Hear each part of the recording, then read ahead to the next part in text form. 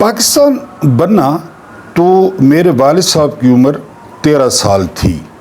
وہ گاؤں کے دوسرے بچوں کے ساتھ جنگل میں بکریاں چرا رہے تھے کہ اچانک شہر سے ڈاکیا آیا اور اس نے سارے گاؤں والوں کو جمع کر کے خوشخبری سنائی۔ اس نے سب کو وہ خوشخبری سنائی اور کہا کہ ہمارے دیس کا نام بدل گیا ہے، اب ہم ہندوستان کے نہیں بلکہ پاکستان کے شہری ہیں۔ میرے والد نے حیرت سے پوچھا، اس سے کیا فرق پڑے گا؟ ڈاکیے نے بتایا، بے وقوفو، تم لوگ آزاد ہو گئے ہو۔ میرے والد نے جذباتی ہو کر پوچھا، اس کا مطلب ہے گورے یہاں سے چلے جائیں گے اور ساری سیٹوں پر ہمارے جیسے لوگ آ جائیں گے اور ہر طرف دیسی صاحب ہوں گے؟ ڈاکیے نے خوش ہو کر سر ہلایا اور سائیکل پر بیٹھ کر شہر چلا گیا۔ ڈاکیے نے شام تک تقریباً 5 دیہاتوں کے سارے لوگوں کو اکٹھا کر کے یہ خوشخبری سنائی کہ اب ہم پاکستان کے شہری ہیں۔ یہ پاکستان سے میرے والد کا پہلا تعارف تھا۔ میرے والد صاحب سیلف میڈ شخص تھے اور انہوں نے صرف 2 جماعتیں پڑھی تھیں۔ دیہاتوں کی دشمنیوں سے تنگ آ کر انہوں نے اپنا گاؤں چھوڑا اور شہر میں آ کر ایک چھوٹی سی دکان ڈال لی۔ 50 برس تک انہوں نے مسلسل محنت کی اور اس دکان سے انہوں نے لاکھوں نہیں بلکہ کروڑوں روپے کمائے، کیونکہ ان کا کاروبار بڑھ گیا۔ وہ ساری زندگی سچے اور پکے پاکستانی رہے۔ وہ اخبار نہیں پڑھ سکتے تھے، لیکن جب میں تیسری کلاس میں پہنچا تو انہوں نے اپنا اخبار لگوا لیا، جس سے مجھے بھی اخبار کی لت لگ گئی۔ اب اخبار پڑھنے کے لیے انہوں نے ایک منشی بھرتی کیا۔ وہ منشی انہیں پہلے صفحے سے لے کر آخری صفحے تک اخبار پڑھ کر سناتے تھے۔ انہوں نے 1971 میں ٹی وی لیا اور آج تک انہوں نے خبر نامہ مس نہیں کیا۔ وہ روزانہ خبر نامہ دیکھتے اور سنتے۔ انہوں نے 1999 میں سیلف ریٹائرمنٹ لے لی، خود ہی، کہ اب میں ریٹائر ہو گیا ہوں۔ اپنا کاروبار بند کیا، اپنی ساری جائیداد فروخت کر کے ہم سب بہن بھائیوں میں حصے کے حساب سے تقسیم کر دی، اور انہوں نے اپنی باقی زندگی ٹی وی کے لیے وقف کر دی۔ اب ایک ٹی وی تھا اور ایک وہ تھے۔ وہ روزانہ حقہ تازہ کر کے ٹی وی کے آگے بیٹھتے اور شام تک بیٹھے رہتے۔ پاکستان میں کیا ہو رہا ہے، دنیا میں کیا ہو رہا ہے، پاکستان کے سیاسی حالات کیا ہیں، کس لیڈر نے کون سا بیان دیا ہے، کس لیڈر نے کون سی پارٹی تبدیل کی ہے، انہیں ہر چیز کا وہ پتہ تھا۔ میرے والد نے زندگی میں 2 بڑے سفر کیے پوری زندگی میں۔ ایک سفر ان کا پہلے تھا عمرے کا، اور بعد میں ان کا بڑا سفر تھا حج کا۔ انہوں نے پہلے عمرہ کیا اور پھر اس کے کچھ عرصے بعد انہوں نے حج کیا۔ ایک روز انہوں نے مجھ سے عجیب فرمائش کی، اور فرمائش یہ تھی کہ انہوں نے مجھے کہا کہ میں ملک سے، پاکستان سے باہر جانا چاہتا ہوں۔ میں بڑا حیران ہوا اور میں نے حیران ہو کر پوچھا کہ ابا جی کہاں جانا چاہتے ہیں؟ انہوں نے فرمایا، میں آزاد ملکوں میں جانا چاہتا ہوں، ایسے ملکوں اور ایسے شہروں میں جانا چاہتا ہوں جہاں لوگ قول، फेल और सोच में आज़ाद हों, जहां यूनिफॉर्म वाले हुक्मरान न हों, जहां के सियासतदानों का कोई ज़मीर हो। मेरी आंखों में आंसू आ गए। वो मज़ीद बोले, जहां पुलिस एहतजाज करने वालों पर डंडे न बरसाए। मैंने हैरत से पूछा, अब्बा जी मैं समझा नहीं। हमारे गांव के डाकिये ने मुझे 13 साल की उम्र में खुशखबरी दी थी कि आप लोग आज से आज़ाद हो गए हैं। मैं उसी वक्त अपने घर से निकल आया था। आज मुझे गांव छोड़े जो है वो तकरीबन 60 साल हो गए हैं। अपना घर छोड़े 60 साल हो गए हैं, लेकिन अफसोस इस बात का है कि इस मुल्क में आज़ादी नहीं आई। मुझे अफसोस होता है पिछले 78 साल से सिर्फ आका बदले जा रहे हैं। 1947 से पहले गोरे साहब थे, चिट्टी चमड़ी वाले थे, और 1947 के बाद हमारी जैसी रंगत वाले, गंदमी रंगत वाले या काले आका थे। 1947 से पहले बरतानिया से कोई लॉर्ड आता था, Lord Minto, Lord Curzon, Lord mount baton, और 1947 के बाद कोई फील्ड मार्शल आता है या कोई जर्नैल आता है। ये जो है वो आज़ादी का फ़र्क हुआ है। 1947 से पहले गोरे जो है वो डंडे मारते थे और हमें घसीटते थे, और बगावत के डर से दफ़ा 144 लगा देते थे। 1947 के बाद हमें अपने लोग डंडे मार रहे हैं, हमें सड़कों पर घसीट रहे हैं और दफ़ा 144 लगा रहे हैं कि हम 4 से ज़्यादा लोग इकट्ठे न हों। 1947 से पहले हमें गोरे जेलों में डालते थे और उन जेलों की हालत बहुत बुरी होती थी। वहाँ का खाना बहुत बुरा होता था, वहाँ का पानी बहुत बुरा होता था, और सबसे बढ़कर ये कि जहाँ पे 10 लोगों की जगह होती वहाँ पे वो 50 लोगों को बंद कर देते थे। और अब 1947 के बाद बिल्कुल वही फिल्म वो दोबारा चल रही है। फ़र्क ये है कि अब गोरे नहीं हैं, अब हमारे जैसे लोग हैं। अब ये लोग कलमा पढ़ते हैं, ये लोग अल्लाह का नाम लेते हैं, ये लोग रिसालत माब सल्लल्लाहु अलैहि वसल्लम को आखिरी पैगंबर मानते हैं, ये कुरान को मानते हैं, लेकिन सलूक गोरों से बुरा कर रहे हैं।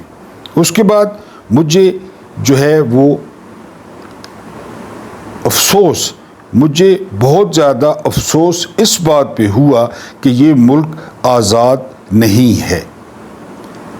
ये हमें एक जो है वो लॉलीपॉप दिया गया था कि 1947 के बाद जो है ये मुल्क आज़ाद हो गया था। अब चुनाचे मेरे अब्बा जी फरमाते हैं कि अब मैंने फ़ैसला किया है कि मैं मरने से पहले किसी आज़ाद मुल्क को या किसी आज़ाद शहर को देखना चाहता हूँ कि आज़ाद मुल्क कैसा होता है, आज़ाद शहर कैसा होता है, वहाँ पे शहरी कैसी ज़िंदगी गुजारते हैं, वहाँ पे शहरी बोलते कैसा हैं, वहाँ पे शहरी चलते कैसा हैं, वहाँ पे शहरी तकरीर किस तरह करते हैं, वहाँ पे शहरी वोट किस तरह डालते हैं, और उन शहरियों को वोट उन्हीं को पड़ता है जिनको वो डालते हैं। ये सारा कुछ मैं मरने से पहले देखना चाहता हूँ।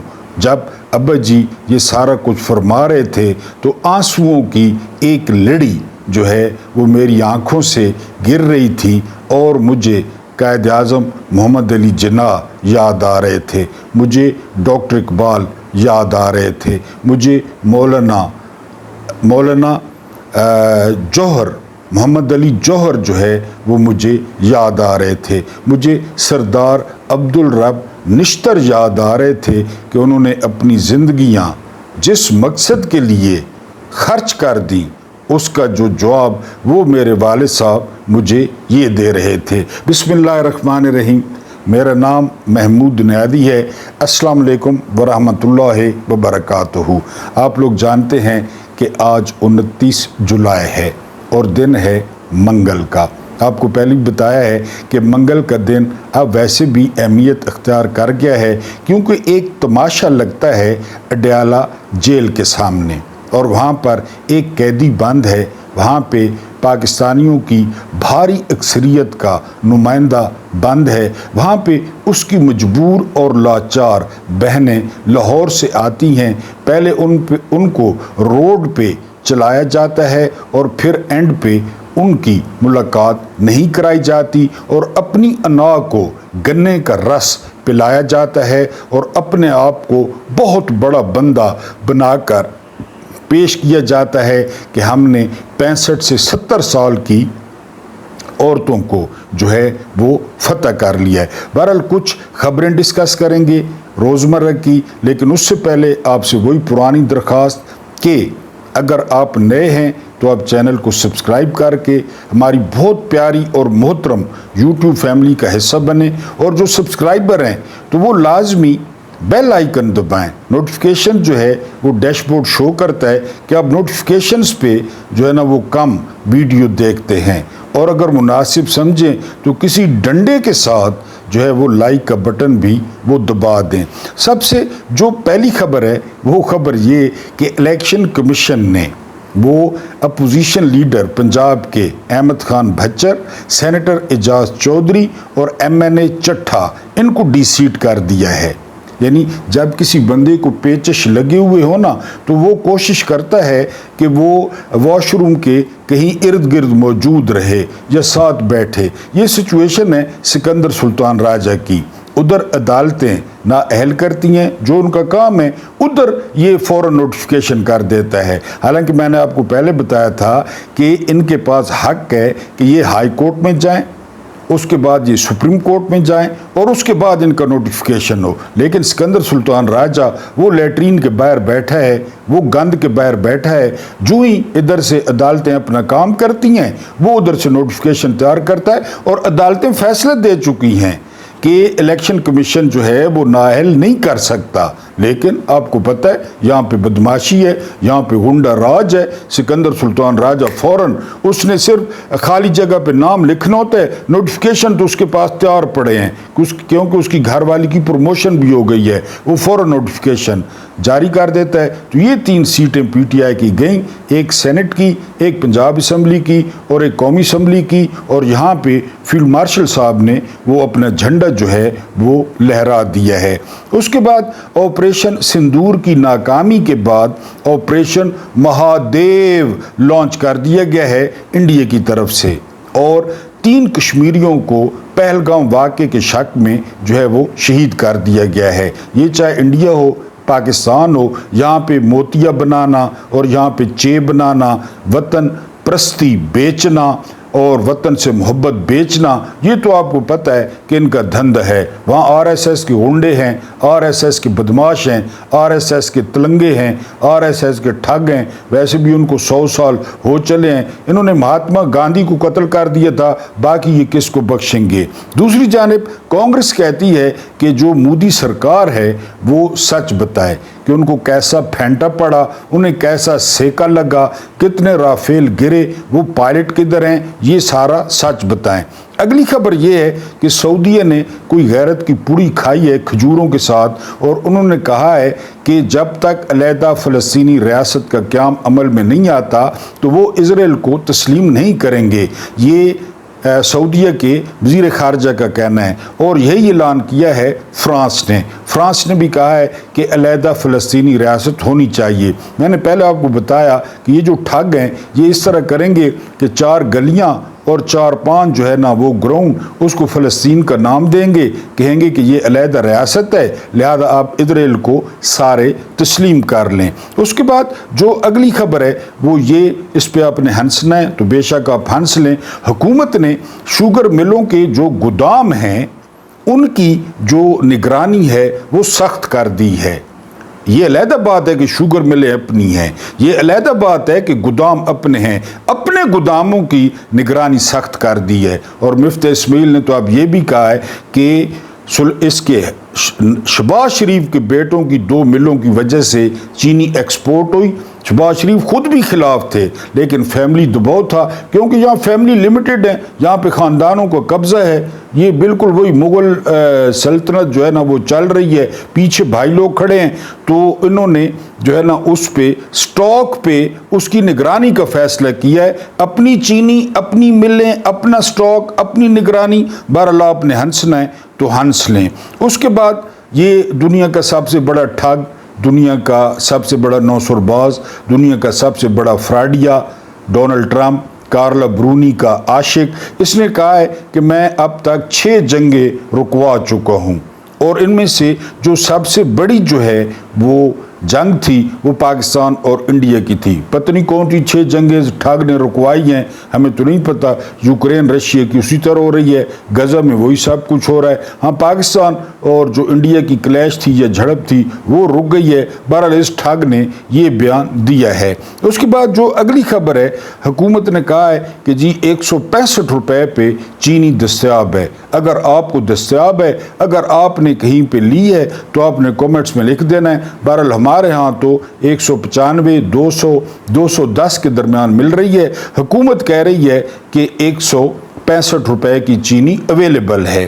اس کے بعد اگلی خبر ہے رحیم یار خان سے۔ رحیم یار خان میں سرکاری ہسپتال نے دوائیاں دی تو ان دوائیوں میں جو ہے وہ کیڑے نکل آئے، اور ان کو کہا گیا مریضوں کے لیے کہ یہ صحت کے لیے بہت اچھے ہوتے ہیں، ان میں وائٹامن ڈی ہوتا ہے، آپ دوائی بھی کھائیں اور دوائیوں کے ساتھ یہ سب کیڑے جو بھی نکل رہے ہیں یہ کھائیں۔ ہم ٹک ٹاک پہ پوری نظر رکھے ہوئے ہیں اور ہم ٹک ٹاکیں بنا رہے ہیں، جو ہمیں لائے تھے تو بہرحال ٹھیک ہے، ہم ان کو جواب دیں۔ بہرحال یہ وہاں سے جو ہے وہ کیڑے نکلے ہیں۔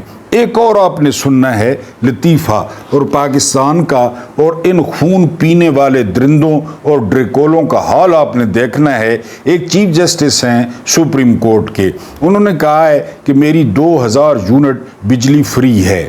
ٹھیک ہو گیا جی، اب میں نے لگوا لیا سولر سسٹم، اب میں بجلی استعمال نہیں کرتا، تو وہ 2000 یونٹ جو ہے وہ میرے بیٹے کے نام ٹرانسفر کر دیے جائیں۔ سنا کبھی کہیں؟ دیکھا ایسے ڈرکولے؟ کہیں فلم میں دیکھا یہ خون پینے والے درندے؟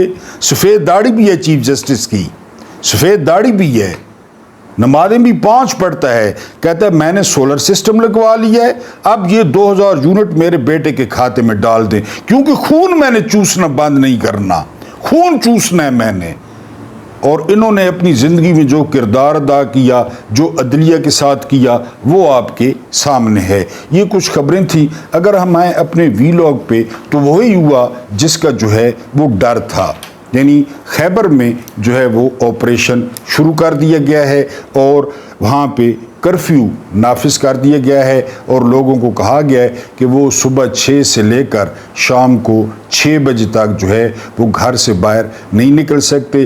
آخری خبریں آنے تک وہاں تڑ تڑ جاری تھی، جس طرح 26 نومبر کو ڈی چوک میں آوازیں آ رہی تھی اس طرح کی آوازیں آ رہی تھی، اور اب تک کے مطابق جو ہے وہ 3 سویلین جو ہے زخمی ہو چکے تھے۔ حالانکہ کل وہاں کی جو پی ٹی آئی کی کمیٹی ہے انہوں نے کہا تھا کہ فوج تمام علاقے خالی کر دے، جہاں جہاں ان کی ڈیوٹی ہے، یونٹ ہے، وہاں پہ وہ واپس جائیں، اور یہ جو انہوں نے ہر جگہ پہ چوکیاں بنائی ہوئی ہیں یہاں سے واپس چلے جائیں۔ 8000 قبائلی سر پہ قرآن رکھ کے وہ پہنچ گئے گڈ طالبان کے پاس، اور گڈ طالبان نے کہا کہ وہ 1 ہفتے میں یہ علاقہ خالی کر دیں گے۔ پھر انہوں نے کہا کہ یہی کام ہم فوج کے ساتھ کریں گے، اور فوج کے پاس جائیں گے اور فوج کو بھی کہیں گے کہ وہ علاقے خالی کر دیں۔ لیکن آپ کو پتہ ہے کہ جو قبائلی علاقے ہیں وہاں پہ جو ہے نا وہ کیا کچھ نکل رہا ہے، اس کی زمینوں میں کیا ہے۔ بہرحال وہاں پہ آپریشن لانچ کر دیا گیا ہے، 2 دن کا کرفیو لگا دیا گیا ہے، اور منع کر کر کے ساری پاکستان کے جو سنجیدہ حلقے ہیں وہ کہتے ہیں کہ جی آپریشن کسی جو ہے نا مسئلے کا حل نہیں ہے، لیکن آپ کو پتہ ہے پھر امریکہ سے وعدہ ہو چکا ہے معدنیات کا، وہ علاقہ خالی کروانا ہے، لوگوں کو وہاں سے شفٹ کرانا ہے اور پھر معدنیات کو کھلی ولی کرنا ہے۔ تو بہرحال خیبر میں جو ہے یہ آپریشن شروع ہو گیا۔ اس کے بعد کینگرو کوٹس، یہ سب سے پہلے جو ہے استعمال کیا تھا بے نظیر بھٹو نے، وہ جو جھولی میں بیٹھ ہوتا ہے چھوٹا سا کینگرو اپنی ماں کی، کہ یہ کینگرو کوٹس ہیں، یہ کسی کی جھولی میں بیٹھے ہیں۔ آج عمران خان کی 8 کیسوں میں 9 مئی کی کیس بھی جھوٹے، گواہ بھی جھوٹے، جج بھی جھوٹے، ضمانتوں کا کیس تھا۔ سلمان صفدر صاحب پہلے بتا کے جو ہے نا وہ باہر گئے ہوئے تھے کہ میں ملک سے باہر ہوں۔ بہرحال یحییٰ افریدی کی رات کو ڈبری کسی گئی اور انہوں نے کہا کہ اچانک کیس لگا دو کیونکہ سلمان صفدر ملک میں نہیں ہے۔ ایجنسیوں کو پتہ تھا، یحییٰ افریدی نے کیس لگا دیا۔ صبح سلمان صفدر پیش نہیں ہوئے تو سلمان اکرم راجہ نے کہا کہ وہ ملک سے باہر ہیں، اگر آپ کہتے ہیں تو میں جو ہے وہ دلائل دے دیتا ہوں۔ لیکن آپ کو پتہ ہے یحییٰ افریدی کا میرٹ کے خلاف چیف جسٹس بنے، سید منصور علی شاہ کی کمر میں پیٹھ میں خنجر گھونپا، منیب اختر کا حق مارا اور ایفیڈیوٹ دے کر چیف جسٹس بنے۔ چپڑاسی ہیں، اس کے علاوہ جو ہے نا اردلی ہیں، انہوں نے بغیر کچھ سنے اور بغیر کارروائی کیے کیس کو 12 اگست تک جو ہے وہ ملتوی کر دیا، اور اسی دن کے لیے یہ لوگ آئے تھے، اسی دن کے لیے جو ہے وہ یہ چیف جسٹس بنے تھے۔ ثاقب بشیر نے خبر شیئر کی ہے کہ اب ججوں کے لیے خانساں میں جو ہے نا وہ برتی کیے جا رہے ہیں۔ ساتھ انہوں نے لکھا ہے کہ اگر مالشی بھی برتی کر لیں تو یہ بہت تھک جاتے ہیں، اے سیوں پہ بیٹھ بیٹھ کے ان کی کمر اکڑ جاتی ہے، ان کی ٹانگیں خاص کر تھائز ان کے اکڑ جاتے ہیں، تو مالشیوں کا بھی بندوبست کر لیں تاکہ ان ججوں کی جو ہے وہ مالش جو ہے نا وہ کرنے والے بھی ہوں۔ اور میری دعا ہے کہ کسی دن صحیح مالش کرنے والے آ جائیں جو ان کی مالش کریں اور ان کو بتائیں ان خون چوسنے والی جونکوں کو کہ کس طرح تم نے قوم کا، جمہوریت کا، قانون کا بلاತ್ಕಾರ کیا، ریپ کیا۔ بہرحال اب وہ 12 اگست تک اپنی دھوتی چھوڑ کے، بنین چھوڑ کے، چڈی چھوڑ کے، کوٹ چھوڑ کے وہ کمرے سے بھاگ گیا اور اس نے 12 اگست کی ڈیٹ دے دی۔ بہرحال ایک قیدی ہے، میں نے پہلے بھی بتایا، نام ہے اس کا عمران احمد خان نیادی، وہ اڈیالہ جیل میں ہے، وہ جیل میں ہے، وہ ایک سیل میں ہے، وہ کال کوٹڑی میں ہے، لیکن باہر کسی کو سکون نہیں ہے۔ باہر جو ہے پورا سسٹم تتے توے پہ بیٹھا ہے، پورا سسٹم جو ہے حالانکہ اوون میں اس کو بند کیا ہوا ہے لیکن ہلکی ہلکی آنچ نیچے سے ان کو محسوس ہوتی ہے، ان کو کسی پل سکون نہیں ہے۔ کوئی بندہ اس سے ملے نہ، وہ سورج نہ دیکھے، وہ بارش نہ دیکھے، وہ ہوا محسوس نہ کرے، اس سے بہنیں نہ ملیں، اس سے وکیل نہ ملیں، اس سے کوئی بندہ نہ ملے، وہ پاگل ہو جائے خدا نخواستہ، وہ بہرا ہو جائے، وہ اندھا ہو جائے کہ یہ جو ہماری بدماشی ہے، یہ جو ہماری یزیدیت ہے، یہ جو ہماری جو ہے نا وہ ہمارا فسطائیت ہے، ہمارا جبر ہے، ہمارا ظلم ہے، وہ برقرار رہے۔ کیونکہ 25 کروڑ میں وہ بندہ ہمیں ہماری اوقات یاد دلاتا ہے۔ آج پھر اس نے کہا کہ پورے ملک میں کوئی قانون نہیں ہے، صرف عاصم لا ہے، کوئی مارشل لا نہیں ہے لیکن عاصم لا ہے، اور عاصم نے اپنی جو ہے وہ ذاتی جاگیر سمجھ رکھا ہے پاکستان کو، اور وہ اس طرح فیصلے کر رہا ہے جس طرح ذاتی جاگیر کے کیے جاتے ہیں۔ آج وہاں پھر کرفیو کا سامان تھا، آج وہاں پھر طاقت کا جو ہے نا وہ اندھا راج تھا، طاقت کا مظاہرہ تھا کہ ہم شیر جوان، وہ کسی صورت میں عمران خان کی بوڑھی بہنوں کو اڈیالہ میں نہیں جانے دیں گے، کوئی کارکن یہاں پہ نہیں آئے گا۔ اور ایک وکیل ظہیر عباس کو وہ کچھ منٹ کے لیے جو ہے وہ عمران خان سے ملنے دیا گیا، جنہوں نے باہر آ کر 2-3 باتیں کی، اور صحافیوں کے لیے ریڈ لائن تھی کہ اگر آپ لوگوں نے عمران خان سے رابطہ کیا، اگر آپ لوگوں نے عمران خان سے بات کرنے کی کوشش کی اور آپ نے وہ بات باہر آ کر بتا دی تو ہمیں پیلے اور سبز رنگ کے یا مٹیالے کلر کے جو ہمارے پیچش ہیں وہ رکیں گے نہیں، اور ہماری رات پھر خراب ہو جائے گی۔ اندر وہ ہمیں ایسا چیلنج کرے گا کہ باہر ہماری زندگی عذاب بنا دے گا۔ قید وہ ہے اور باہر جو ہے وہ تتے توے پہ یہ بیٹھے ہیں، وہاں پہ پھر کرفیو عائد کر دیا گیا۔ ایک قیدی کا ڈر، یہ قیدی کا ڈر نہیں ہے، یہ سچائی کا ڈر ہے، یہ جمہوریت کا ڈر ہے، یہ جو ہے وہ مینڈیٹ کا ڈر ہے، یہ عشق کا ڈر ہے، یہ محبت کا ڈر ہے، یہ دیوانگی کا ڈر ہے جو لوگ اس کے ساتھ کرتے ہیں اور جو لوگوں نے اس کو مینڈیٹ دیا، اور ان کو پتہ ہے لوگ ہمیں کن الفاظ میں یاد کرتے ہیں، سوشل میڈیا پہ ہماری کیا درگت بنتی ہے 24 گھنٹے میں، اور لوگ ہمیں کیا سمجھتے ہیں، یہ ان کو اچھی طرح پتہ ہے۔ بہرحال ایک قیدی کا ڈر وہ ان کو سکون سے سونے نہیں دیتا۔ اللہ پاک آپ کو آسانیاں عطا فرمائے، آسانیاں بانٹنے کی توفیق عطا فرمائے۔ میرا رب کریم آپ کے اور میرے مرحومین کی مغفرت فرمائے، ان کے ساتھ عدل کا نہیں رحم کا اور احسان کا معاملہ فرمائے۔ مجھے برداشت کرنے کا بہت بہت شکریہ۔